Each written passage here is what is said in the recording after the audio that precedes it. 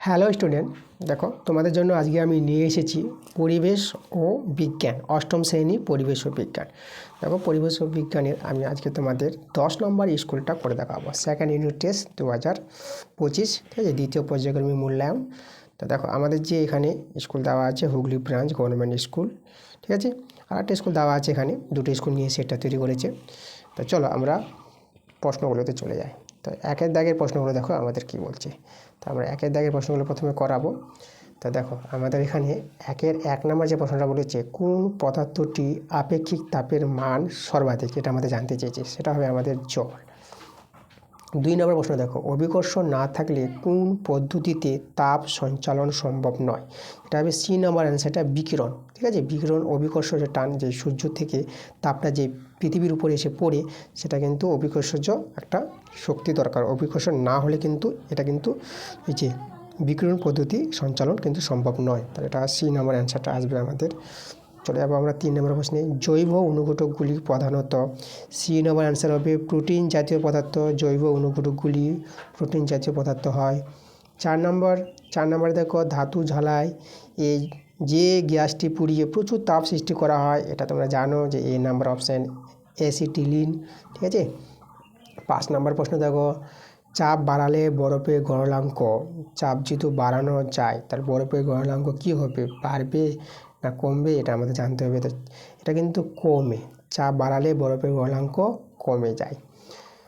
6 নম্বর প্রশ্ন দেখো, সূর্য থেকে পৃথিবীতে তাপ আসে যে পদ্ধতিতে, তা হলো বিকিরণ। এই যে দেখো বিকিরণ পদ্ধতিতে মাধ্যম ছাড়াই যে তাপ আসবে আমাদের, মাধ্যম ছাড়াই যে তাপ পরিবহন করবে যে পদ্ধতিতে, সেটা হচ্ছে আমাদের বিকিরণ।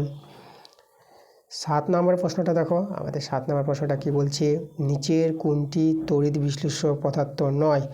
তড়িৎ বিশ্লেষ্য পদার্থ নয়, সেটা সি নম্বর হবে চিনি জলীয় দ্রবণ। 8 নম্বর প্রশ্ন দেখো, অম্লায়িত জলের তড়িৎ বিশ্লেষণে ক্যাথোডে উৎপন্ন গ্যাসটি হলো, ক্যাথোডে উৎপন্ন গ্যাসটি হবে হাইড্রোজেন, আর অ্যানোডে যে উৎপন্ন গ্যাসটি সেটা অক্সিজেন, ক্যাথোড বলেছে তার জন্য হাইড্রোজেন। পরের প্রশ্ন দেখো 9 নম্বর প্রশ্ন, ঊর্ধ্বাকাশ ও ভূপৃষ্ঠের মধ্যে বিভব পার্থক্য বজায় রাখে এমন একটি প্রাকৃতিক তড়িৎ কোষ, আমাদের যেটা বলতে জানতে চেয়েছে প্রাকৃতিক, সেটা কিন্তু আমরা অ্যান্সার দেব বজ্রপাত, প্রাকৃতিক, ঠিক আছে। তো আমরা চলে যাবো 2 দাগের প্রশ্নগুলো। 2 দাগের 1 নম্বর প্রশ্ন দেখো, তাপ পরিমাপের এসআই এককের নাম তোমরা লিখে দেবা জুল। 2 নম্বর প্রশ্ন দেখো, শূন্যস্থান পূরণ করো, সালোক সংশ্লেষ প্রক্রিয়ার প্রভাবক হলো, এটা তোমাদের অ্যান্সার আলো। আলো ছাড়া কিন্তু সালোক সংশ্লেষ সম্ভব নয়, যেটা সবুজ উদ্ভিদ করে তার পাতার মধ্যে, পাতায় যে ক্লোরোফিল জাতীয় কোষ থাকে সেই জায়গায় আমাদের সালোক সংশ্লেষ প্রক্রিয়াটা সম্ভব হয় আলোর সাহায্য নিয়ে। আলো প্রয়োজন, কার্বন ডাইঅক্সাইড এবং জল, তাই না। আর পাতার যে ক্লোরোফিল জাতীয় কোষ আছে সেখানে কিন্তু উদ্ভিদ সালোক সংশ্লেষ প্রক্রিয়াটি ঘটায়। আমরা চলে আসবো 3 দাগের প্রশ্ন। 3 নম্বরে দেখো, সত্য বা মিথ্যা লেখো। NH4Cl জল দিলে তাপ উৎপন্ন হয়, এটা সত্য বা মিথ্যা আমাদের জানতে চেয়েছে, তাহলে এটা অ্যান্সারটা হবে এটা মিথ্যা, ঠিক আছে। এতে যেহেতু জল দেওয়া হয় তাপ উৎপন্ন হয় না, এটা মিথ্যা। চলে যাবো আমরা 4 দাগের প্রশ্ন, 1 ক্যালোরির সংজ্ঞা লেখো। দেখো 1 ক্যালোরির সংজ্ঞা তোমাদের পরিবেশ বই থেকে যে আমি দেখাই, তোমরা চলে যাবা 30 পাতায় পরিবেশ বইতে, এখানে সংজ্ঞাটা আমাদের দেওয়া আছে। 1 ক্যালোরি বলতে কী বুঝো, এই যে দেখো তোমরা এই যে এখান থেকে 1 ক্যালোরির সংখ্যাটা পরিবেশ বইতে পেয়ে যাবা 30 পাতায়। চলে যাবো আমরা পরের প্রশ্নে। দেখো পরের প্রশ্ন আমাদের কী বলেছে, 5 দাগের প্রশ্ন, হাইড্রোজেন ঘটিত একটি যৌগের নাম লেখো যার তড়িৎ বিশ্লেষণে অ্যানোডে H2 পাওয়া যায়। দেখো অ্যানোডে কিন্তু H2 গ্যাস পাওয়া যায় না, আমরা একটু আগে দেখলাম ক্যাথোডে কিন্তু পাওয়া যাচ্ছিল, অ্যানোডে অক্সিজেন পাওয়া যায়, তাহলে এটা অ্যানোড হবে না, এখানে তার ক্যাথোড হবে। একটু প্রশ্নটা ঠিক করে নিতে হবে, এটা হবে আমাদের ক্যাথোড। ক্যাথোডে H2 গ্যাস পাওয়া যায়, হাইড্রোজেন ঘটিত এমন যৌগের নাম, তো অ্যান্সারটা তোমরা জল দিয়ে দেবা H2O, ঠিক আছে।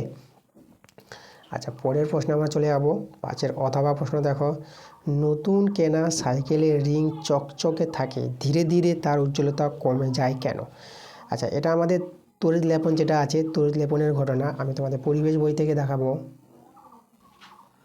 তোমার যে পরিবেশ বই আছে 106 পাতায় তোমরা চলে যাবা। দেখো তড়িৎ লেপনের যে ঘটনা দিয়েছে এখানে, আমরা যদি এখানে দেখি, দেখো আমাদের এই যে প্রশ্নের অ্যান্সারটা, সাইকেল বা রিক্সা বা হ্যান্ডেলের বেল বা এই যে চাকার রিম লাগানো থাকে সেগুলো বেশ কিছুদিন ব্যবহার করলে তাদের চকচকে ভাব বা যেটা জলুস কমে যায়, তাই না? এই যে কমে যায় তার কারণটা এখানে দিয়েছে। এই যে আমাদের দেখো এগুলো নতুন অবস্থাও কোথাও যদি একটু আঁচড় লেগে যায়, তাই না? এই যে আঁচড় লেগে যায়, লেগে গেলেও কিন্তু তার কি অপেক্ষাকৃত কম চকচক একটা ধাতু বেরিয়ে আসে, ঠিক আছে? এটা কিন্তু আমাদের তড়িৎ লেপন ঘটনার জন্য ঘটে। এই যে তড়িৎ লেপন করা হয়েছে, এখান থেকে তোমরা অ্যান্সারটা লিখে নিতে পারবা। পরের প্রশ্ন দেখো আমাদের কি বলছে। পরের প্রশ্ন আমরা চলে যাব 6 দাগের প্রশ্ন। বলছে লোহার উপর নিকেল এর প্রলেপ দেওয়ার জন্য ক্যাথোড ও অ্যানোড হিসাবে কোন কোন ধাতু ব্যবহার করা হবে? দেখো লোহার উপর নিকেলের প্রলেপ দিবে। দেখো যার উপর প্রলেপ দেওয়া হয় তাকে রাখা হয় ক্যাথোডে। তাহলে এই যে লোহাকে রাখবে কিসে? লোহাকে রাখবে এই যে ক্যাথোডে রাখবে। আর নিকেলের প্রলেপ দিবে লোহার পর। যে জিনিসের যে ধাতুর প্রলেপ দেওয়া হয় তাকে রাখা হয় অ্যানোডে, তাকে রাখা হয় এই যে অ্যানোডে রাখা হয়, ঠিক আছে? নিকেলকে অ্যানোডে রাখবে আর লোহাকে রাখবে ক্যাথোডে। ওকে, দেখো তোমাদের আমি পরিবেশ বই থেকে একটা ছক আছে, সেখান থেকে আমি তোমাদের ভালো করে আমি বুঝিয়ে দিচ্ছি। তোমাদের যে পরিবেশ বইটা আছে 108 পাতায় তোমরা চলে যাও, আমাদের একটা ছক দেওয়া আছে। দেখো এই ছক থেকে তোমরা অনেকগুলো প্রশ্নের অ্যান্সার পেয়ে যাবা, যেভাবেই প্রশ্নটা থাক না কেন। দেখো এখানে একটা করে দিয়েছে, দেখো রূপোর তৈরি গয়নার উপর সোনার প্রলেপ দিবে। তা দেখো এখানে এই যে রূপোর গয়নাকে দেখো রাখা হবে কিসে? এই যে ক্যাথোডে রাখা হবে। দেখো এখানে লেখা আছে ক্যাথোড হিসেবে রাখা হবে রূপোর গয়নাকে। এই যে রূপোর গয়নার উপর প্রলেপ দিবে, যার উপর প্রলেপ দেওয়া হয় তাকে রাখা হবে ক্যাথোড রূপে। আর যে জিনিসের সোনার পাত, এই যে সোনার প্রলেপ দেওয়া হবে, তা বিশুদ্ধ সোনার পাতকে রাখা হবে আমাদের অ্যানোডে, ঠিক আছে? তা তোমাদের এটা জানতে হবে, যার উপরে প্রলেপ দেওয়া হয় তাকে রাখা হবে ক্যাথোড হিসেবে। আর যে জিনিসের প্রলেপ দেওয়া হয়, সোনার প্রলেপ দিবে রূপোর উপর, তা সোনাকে রাখা হবে ক্যাথোডে। এই ছকটা থেকে তোমাদের যে বিভিন্ন জিনিসগুলো দেওয়া আছে, দেখেছে? যে বিভিন্ন ধাতু আর বিভিন্ন ধাতু যে প্রলেপ দেওয়া হয় কাকে কী হিসাবে রাখা হয়, এই যে একটা করে দিয়েছে, একটা করে দেওয়া মানে তোমরা সবগুলো এখান থেকে পেরে যাবা এই ছক থেকে, ঠিক আছে? এই ছকটা ভালো করে দেখে নেবা। আমরা পরের প্রশ্নে চলে যাব। দেখো পরের প্রশ্ন আমাদের আছে 7 নম্বর প্রশ্ন। তরলের উপর চাপ কমালে তরলের স্ফুটনাঙ্ক কি বেড়ে যাবে? দেখো এখানে চাপ বাড়ালে কিন্তু বেড়ে যায়, চাপ বাড়ালে বেড়ে যাবে, চাপ কমালে কিন্তু বাড়বে না, ঠিক আছে? আমি তোমাদের এটা পরিবেশ বই থেকে দেখাবো। দেখো পরিবেশ বইতে আমি দেখাবো, চাপ কমালে তরলের স্ফুটনাঙ্ক কি বেড়ে যায়? না, বেড়ে যায় না, হ্যাঁ বেড়ে যায় না। চাপ কমালে কিন্তু বাড়বে না, চাপ বাড়ালে কিন্তু তরলে স্ফুটনাঙ্ক বেড়ে যায়। দেখো পরিবেশ বই থেকে তোমরা 37 পাতায় চলে যাবা। দেখো এখানে আমাদের আছে অ্যান্সারটা, এই যে দেখো লেখা আছে আমাদের। দেখো চাপ বাড়ালে তরলের স্ফুটনাঙ্ক বেড়ে যায়, চাপ বাড়ালে, এখানে কমালে বলেছে, তাহলে আমাদের অ্যান্সারটা সেভাবে দিতে হবে। এরপরে দেখো ভৌতবিজ্ঞানের বড় প্রশ্নগুলো আছে, আমরা এবার লাইফ সায়েন্সে চলে যাব, জীবন বিজ্ঞানের ছোটো প্রশ্নগুলোতে। তো দেখো আমাদের এখানে লাইফ সায়েন্সের 1 দাগের প্রশ্নগুলো আমি করাবো। 1 নম্বর প্রশ্নটা দেখো, চাষের জমির একটি সাধারণ আগাছা হলো, এটা তোমরা ডি নাম্বার অ্যান্সার দিবা, ঠিক আছে? এই যে অ্যামারান্থাস, ঠিক আছে? এই অ্যান্সারটা হবে। 2 নম্বর প্রশ্ন দেখো, যক্ষা রোগটি হলো, এটা আমাদের একটা বায়ুবাহিত রোগ, ঠিক আছে? বায়ুবাহিত রোগ।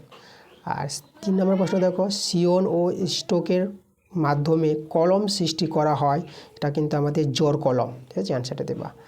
আর 2 দাগের প্রশ্নগুলো দেখো, 1 নম্বর প্রশ্নটা আমাদের কি বলছে, ইঁদুর দ্বারা মানুষের দেহে কোন রোগ সংক্রমিত হয়? এটা অ্যান্সারটা তোমরা লিখে দেবা প্লেগ রোগ, ঠিক আছে? প্লেগ রোগ সংক্রমিত হয়।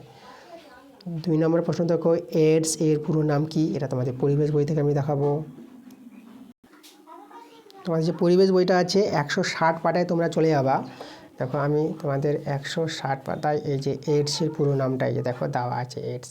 তাহলে এখানে দেখো অ্যাকিউরেট ইমিউনো ডেফিসিয়েন্সি সিনড্রোম, এটা তোমরা অ্যান্সার লিখে দেবা এইডসের পুরো নামটা। পরের প্রশ্ন দেখো আমাদের বলেছি 3 নম্বর প্রশ্ন, শূন্যস্থান পূরণ করো। শস্য আবর্তনে 2টি চাষের মাঝে একবার এই যে সিম্ব গোত্রীয় উদ্ভিদ চাষ করা হয়, তাহলে অ্যান্সার লিখবা সিম্ব